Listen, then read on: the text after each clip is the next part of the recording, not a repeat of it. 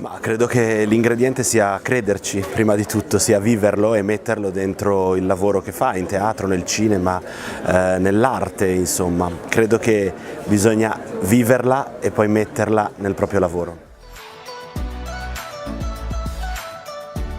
È un film e anche un libro, cioè è un film tratto da un libro che io adoro, che è Il pranzo di Babette. È un film di qualche anno fa, di parecchi anni fa, ma in cui si vede veramente questa cosa. Il pranzo di Babette, direi.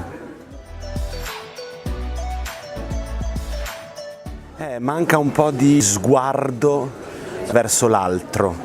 Siamo tutti troppo di corsa e invece forse ci sarebbe bisogno di pensare e quindi nel pensiero inserire anche nelle storie uno sguardo verso i meno fortunati. Ma credo che si debba partire dalle esperienze, raccontare le storie di chi ha vissuto in maniera straordinaria la propria vocazione e quindi comunicarla agli altri. Non c'è come l'esperienza bella per arrivare al cuore delle persone.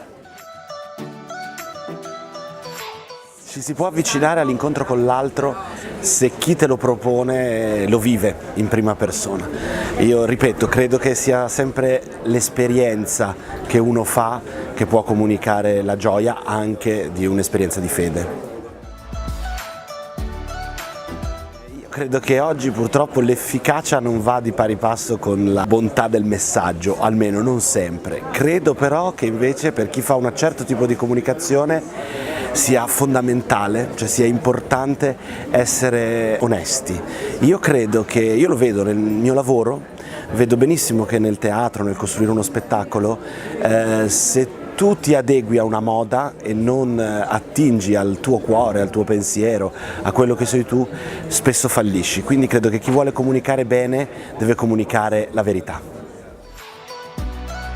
Credo si debba evitare di rendere le cose semplici, cioè di rendere le cose un po' cheap per forza pop.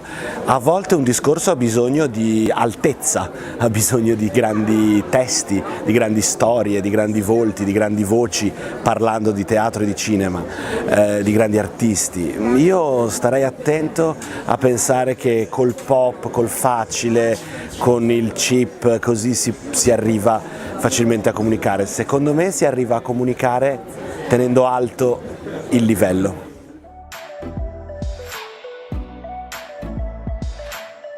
Credo che le nuove tecnologie ormai siano totalmente al servizio di tutto, pure troppo, e quindi sicuramente anche di questo. Se io penso alla mia storia che si è tramandata in famiglia, le storie di tutti si tramandano in famiglia, credo che i social possono avere quello scopo lì, essere dei raccontatori, essere un'odissea, essere un'Iliade dei giorni nostri, essere capaci di raccontare che cosa accade. Quindi i social sicuramente, se raccontano giorno per giorno che cosa accade e che cosa viene fatto anche dalla famiglia vincenziana, certamente allora fare questo racconto è importante e preziosissimo.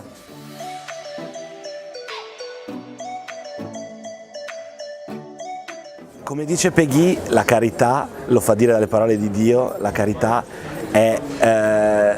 deve essere nell'uomo. Non possiamo più permetterci di pensare che chi è a fianco a te non ha bisogno, non solo di cibo o di denaro, può darsi che abbia bisogno anche di un rapporto, di un'amicizia. Credo che si deve iniziare a guardare al prossimo altro per rendere poi questa relazione globale. Grazie.